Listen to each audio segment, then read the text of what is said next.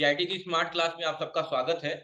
और अकाउंटिंग इस क्लास में, चूंकि बेसिक अकाउंटिंग की क्लास चल रही है और आप लोग को वर्क दिया गया था। ये पहला क्वेश्चन था ना, दूसरा दिया गया था, दूसरा ही दिया गया था ना। तो मैं एक बार सामने दिखा दे रहा हूँ कि कौन सी चीजें जोड़नी, कौन सी घटानी है, पता ही है।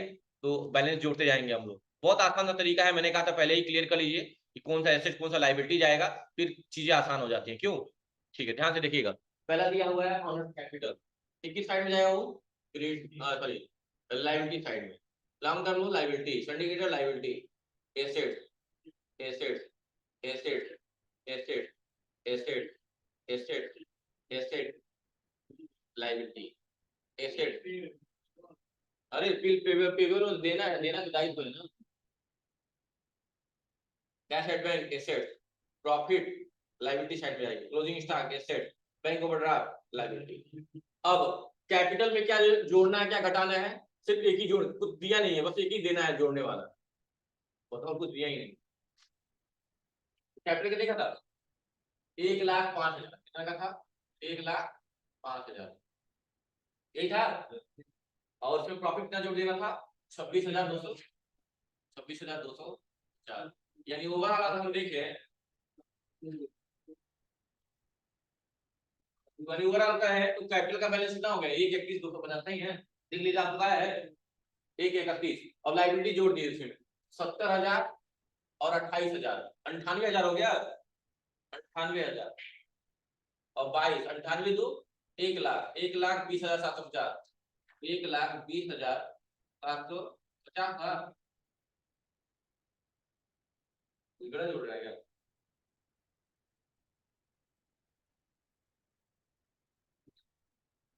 कितना आ रहा है आप लोग का? 2,00,000। हाँ, हाँ, ये भी नहीं जोड़। 87,000 सही है।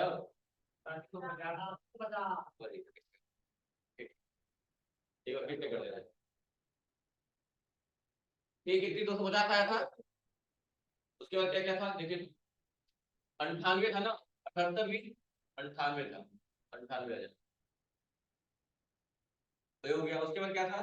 22,750, 22,750। और क्या था? 87 हो तो गया, लग रहा है।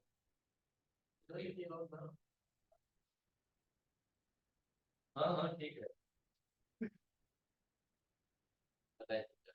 0 का 0, 5 के 15 का 5, कैरी 1, 7 दूनी 14, 15 दो 17, कैरी 8 दो 10, 8 8 16 दो 18 19 21, कैरी 2 हो गया ना। 9 3 12 दो 14, 2 16, कैरी 2 60 7 हो जाता गया। अब एसेट वाला जोड़ लिया जाए। एसेट वाला कौन कौन है? एसेट वाला ये है ना, 52,500। तो लिख दे रहे हैं सर, 52,500। उसका कितना है? 35,000 ना, 35,000 ट्रिपल जीरो। उसके बाद क्या है? 87,50, 87,50। उसके बाद क्या है? 39,375 है ना। हाँ, और क्या है? 43,750, 43,750। और क्या है? 17,500, 500। हाँ, उसके बाद क्या है? 17,500। और दूसरे भी है ना, ये भी है, तो यही जोड़ लीजिए। 8 को 2 देंगे तो 19,000 हो जाएगा। और 19 में 9 जोड़ेंगे तो 28 ना। हाँ, 28,000 हो जाएगा। और कुछ नहीं बचा इसके अलावा? कुछ इंस्टा दिए क्या? 27,125, 27,125 जोड़ लीजिए। अब जोड़ लीजिए। 5 5 10 के 0, कैरी 1। उसके बाद है 7 5 5 5 10 7 17 2 19। ऊपर भी तो है एक, कहाँ दूसरा है?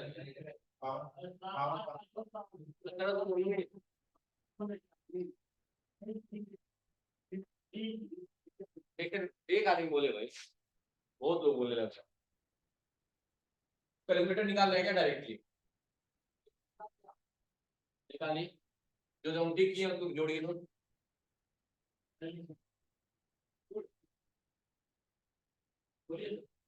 बोले हम लिखो 52,500, 35,000, 8750, 50, 39,375, 375 हो गया।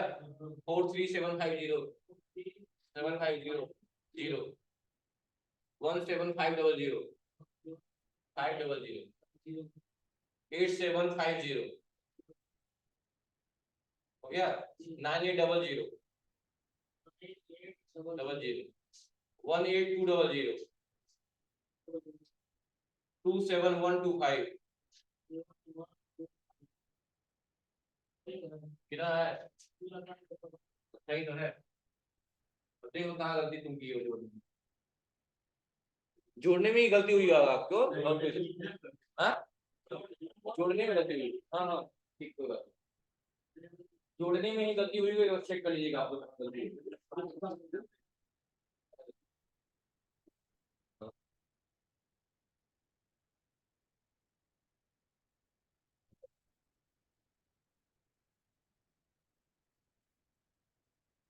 तो मैं ऑलरेडी काम कर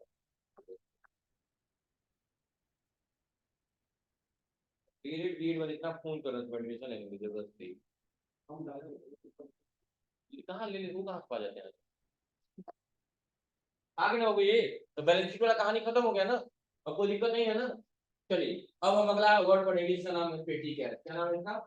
अब समझते हैं पेटी कैश क्या होता है। सबसे इंपॉर्टेंट का इसके बारे में जानना है कि पेटी कैश क्या होता है। तो समझिएगा पेटी कैश क्या है। अच्छा, जो कैश का अंडर ग्रुप होता है उससे पेटी कैश का भी अंडर ग्रुप होगा।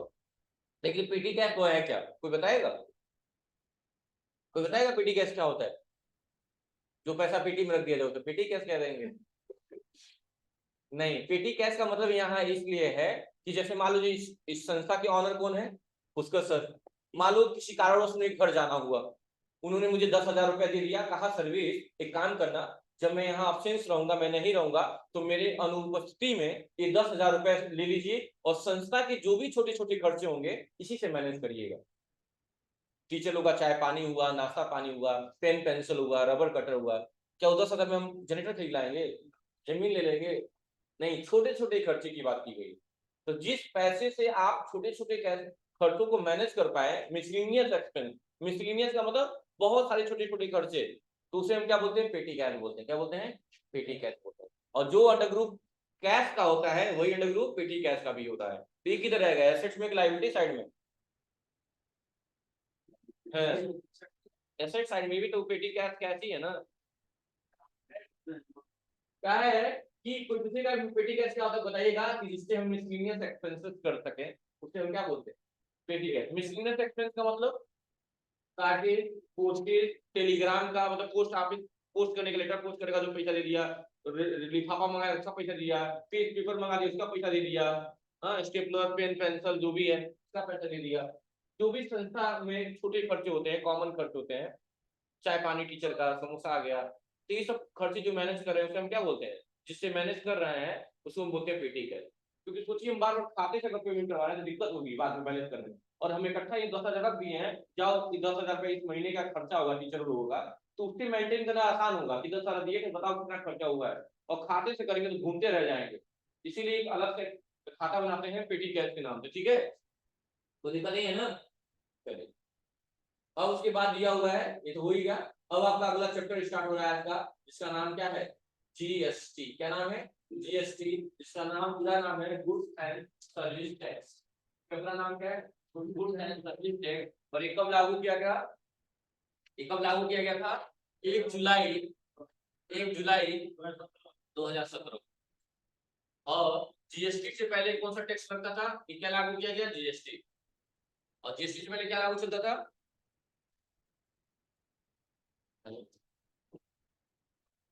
हाँ, कौन? 1 जुलाई। और सुनिए, और जीएसटी से पहले क्या चलता था वो? वैट क्या चलता था, क्या नाम था, वैल्यू एडेड, और बाद में क्या चलने लगा, जीएसटी। और भारत का पहला राज्य जो जिसने इस नियम को पारित किया वो असम राज्य था, असम था जिसने इस चीज को पारित किया था। ठीक, बाकी आप समझदार रहेंगे। हाँ हाँ हाँ हाँ हाँ।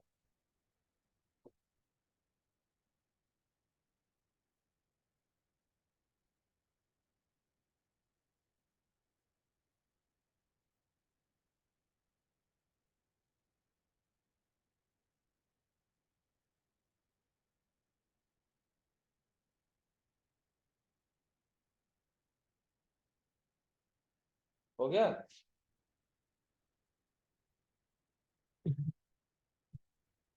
कोई दिक्कत नहीं है ना। अब पहले इंट्रोडक्शन दिया हुआ है, पढ़ लेंगे आज और कल, उसके बाद स्टार्ट हो गया करिए।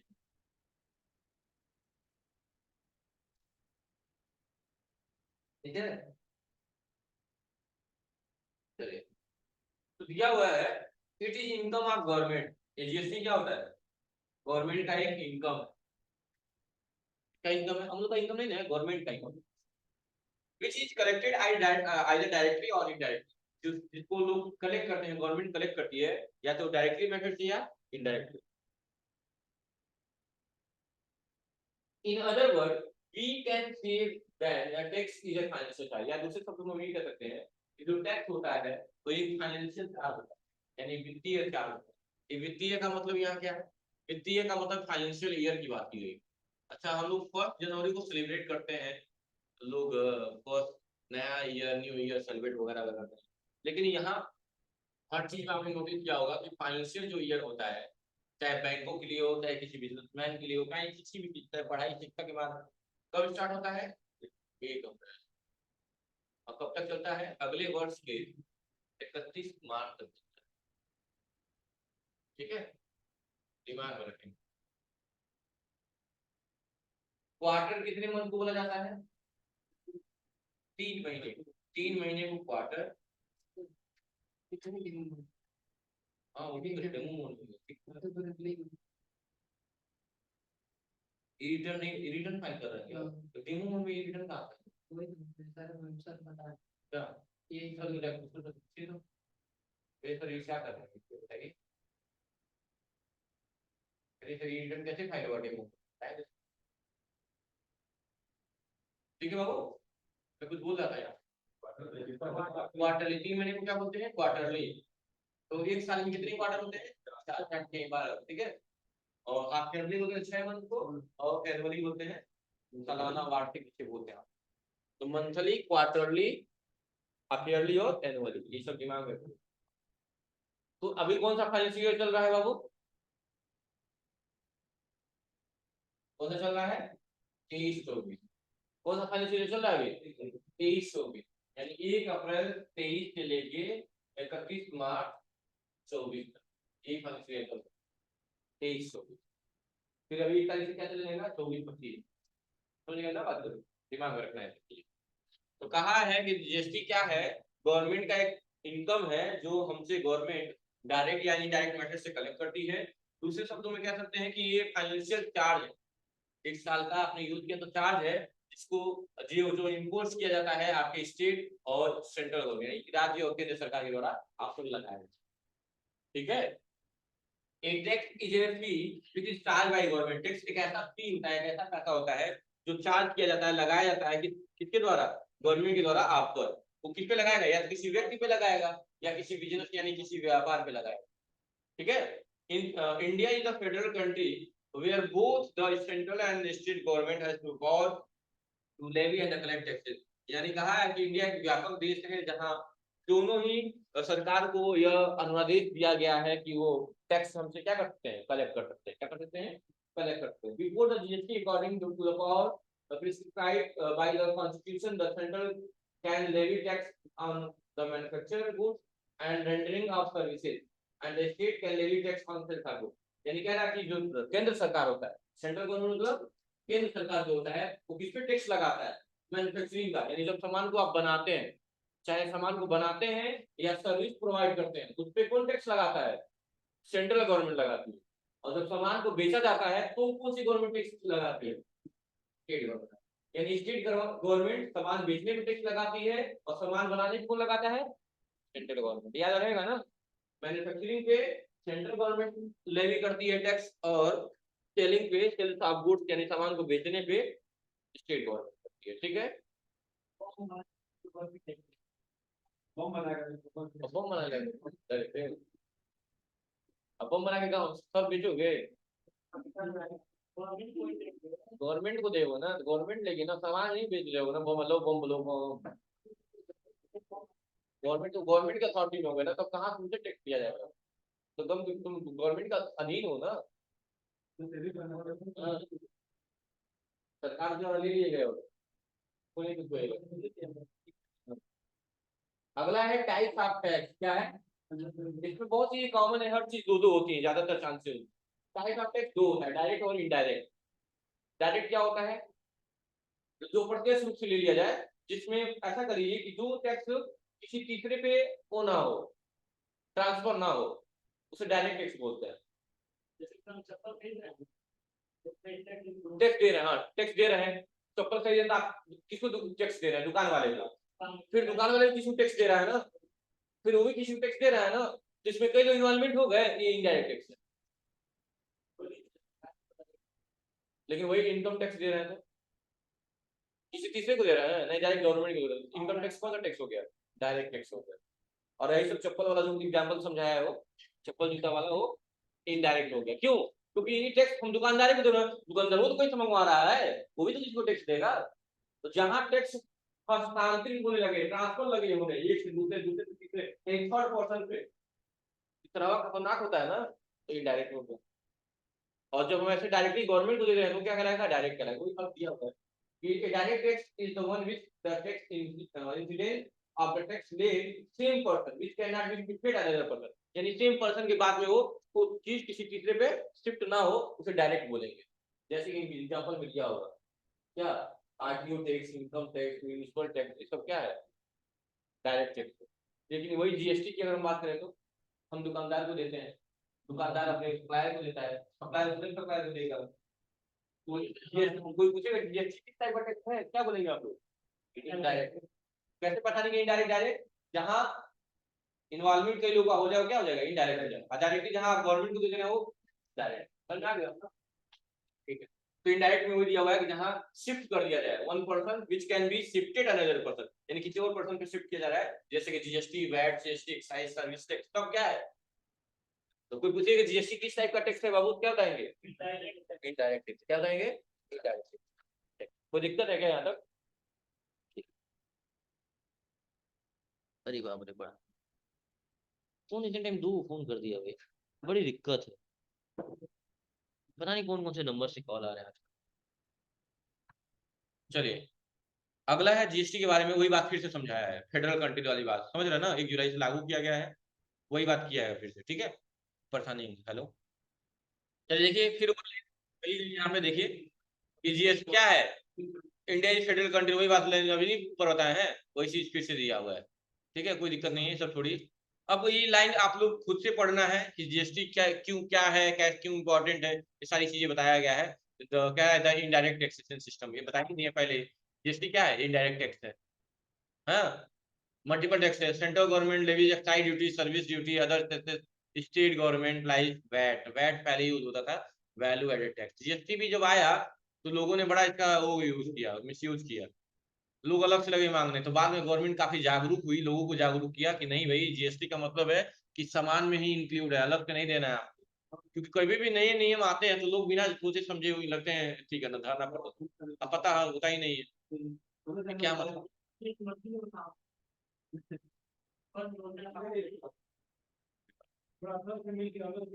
चलिए कोई बात नहीं, हाँ चलिए बात मत करिए। तो ये सारी दिया हुआ है। अब हम जीएसटी का मॉडल पढ़ेंगे, मॉडल क्या क्या क्या होता है। जीएसटी कोई पूछेगा किस मॉडल पे आधारित है, तो क्या बोलेंगे आप लोग?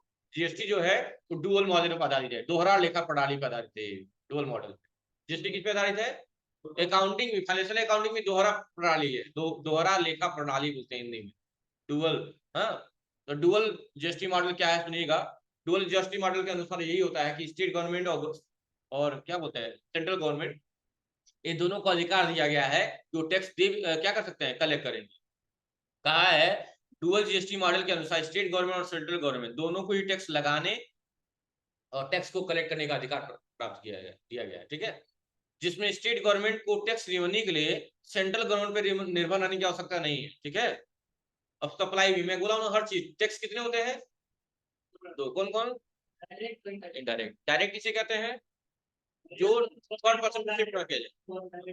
डायरेक्ट जो डायरेक्ट होगा, जो इनडायरेक्ट इनडायरेक्ट किसे समझाओगे, जो टैक्स किसी पे शिफ्ट ना किया जाए किसी तीसरे पे। इस तरह बोलेंगे। सप्लाई भी दो होती है, कितनी टाइप की सप्लाई होती है बाबू, दो सप्लाई सुन लीजिएगा। एक सप्लाई होती है इंट्रा स्टेट, क्या बोलते हैं उसे, और एक होती है इंटर स्टेट। समझिएगा क्या होता है, जैसे आप कहां से है ये मैटर नहीं करता है, आपका बिजनेस कहां है किस राज्य में है ये मैटर करता है। मान लीजिए हमारा बिजनेस उत्तर प्रदेश में कहां है, और हम एक और स्टेट है जिसका नाम उत्तर प्रदेश ही है, और हम उत्तर प्रदेश से सामान खरीद और बेच रहे हैं, तो इसे हम क्या बोलेंगे, इंट्रा स्टेट बोलेंगे। क्या बोलेंगे इसे, यानी कि जब सेम स्टेट रहेगा उसे क्या बोलेंगे, सेम स्टेट रहेगा तो उसे क्या बोलेंगे, इंट्रा स्टेट। समझ रहे ना, और इसे हम लोकल सप्लाई कहेंगे, क्या बोलेंगे। लेकिन वही आपका बिजनेस उत्तर प्रदेश में है और किसी आप अदर स्टेट से, इसे अदर स्टेट से परचेज सेल्स कर रहे हैं, तो उसे हम बोलते हैं इंटर स्टेट। क्या बोलते हैं इसे, उसको इंट्रा बोलते हैं, इसको क्या बोलते हैं, इंटर स्टेट बोलते हैं। मतलब कब इंटर स्टेट होता है, जब आप अदर स्टेट से करते हैं। समझ में आ गई बात ना, समझ में आ गई बात ना। तो यूपी में कहां मिल रहे हैं, यूपी में तो इंट्रा बोलेंगे, इंटर स्टेट। हाँ, इंटर स्टेट बोलेंगे। और अदर स्टेट से करेंगे तो आप कहां से है ये मैटर नहीं करता, आपका बिजनेस कहां में है ये मैटर करता है। जैसे आप महाराष्ट्र में है, आपका बिजनेस भी महाराष्ट्र में है, आप यहाँ का रहने वाले उत्तर प्रदेश, आप कहाँ है, आपका बिजनेस महाराष्ट्र में। अब महाराष्ट्र में ही चीजें खरीदेंगे बेचेंगे तो इंट्रा स्टेट, और उत्तर प्रदेश से कर देंगे तो इंटर स्टेट। क्या बराबर, बस अलग अलग नाम है। समझो, लोकल है इसके दो भाई हैं, दो भाई हैं, अगर 200 रुपया टैक्स लग रहा है तो 100 रुपया, 100 रुपया दो बार में लगेगा, और यहाँ इकट्ठा 200 रुपया लग जाएगा। टैक्स में किसी में अंतर नहीं है, बस यही है कि वहां एक ही नाम से आएगा टैक्स लगेगा, यहाँ तो टैक्स का नाम सुने होंगे, आगे सुनेंगे आप जीएसटी, और यहाँ लगेगा आईजीएसटी, इकट्ठा लग जाएगा। ये बढ़ाएंगे, यही होता है। ये बात समझ में आई कि नहीं आई आपको, पढ़ रहे अब। कहा है जीएसटी में सप्लाई शब्द का प्रयोग बहुत व्यापक है। सप्लाई को दो तरीके से समझा जा सकता है। सप्लाई आप गुड्स कितने टाइप की सप्लाई करते हैं आप, दो टाइप की सप्लाई भी दो टाइप की होती है। एक तो आप क्या बेचेंगे, या तो गुड्स बेचेंगे या क्या बेचेंगे, सर्विस बेचेंगे। यही बात है नहीं, ठीक है, दो टाइप की सप्लाई भी करेंगे। और सप्लाई में भी दो बातें हैं, जब हम किसी गुड्स को सेल करेंगे तो यह सप्लाई आप गुड्स कहलाएगा, और जब हम किसी सर्विस को सेल करेंगे तो गुड्स आप सर्विस कहलाएगा, सप्लाई आप सर्विस कहलाएगा। अब सप्लाई दो टाइप की होती है, कौन कौन सी, इंट्रा स्टेट और इंटर स्टेट। कहा है यदि हम गुड्स या सर्विस अपने स्टेट में सेल करेंगे तो सप्लाई या इंट्रा स्टेट कहलाएगा, इंट्रा स्टेट या लोकल सप्लाई कहलाएगा। भाई अपने राज्य में बेचे लोकल है, अदर नहीं। फोन पे मैसेज बतियाते हैं, पहले पैसा करता था STD call, other state STD हो गई, अपना लोकल होता था। तो लोकल करेंगे, लोकल सप्लाई करेंगे कब, जब अपने राज्य में करेंगे। और सपोज यदि हमारा बिजनेस उत्तर प्रदेश में है और उत्तर प्रदेश से हम कोई चीज सेल कर रहे हैं तो क्या कहलाएगा वो, इंट्रा स्टेट या लोकल सप्लाई कहेंगे। और अलग राज्य से करेंगे तो क्या बोलेंगे, इंटर स्टेट सप्लाई बोलेंगे। यानी अपने स्टेट से बाहर सेल करेंगे तो क्या बोलेंगे, इंटर स्टेट। इंट्रा स्टेट और इंटर स्टेट समझ में आएगा नहीं है, हाँ ये सब आपको पढ़ना होगा तभी समझ में आएगा। ठीक है, तो यहीं तक पढ़िएगा, ज्यादा नहीं पढ़ाऊंगा, और इनवर्ट सप्लाई अगली क्लास में पढ़ाऊंगा। तो दिक्कत है, तो यहाँ तक कल मैं पूछूंगा दूसरा नंबर तक, नोट कर लीजिएगा। इंटर स्टेट सप्लाई कल की क्लास में पूछी जाएगी, तो आप नोट कर लीजिए। ठीक है, पढ़ के आएंगे घर पे। ठीक है, थैंक यू। कोई ऑनलाइन भी पढ़ रहा है क्या, त्रिभुवन, तो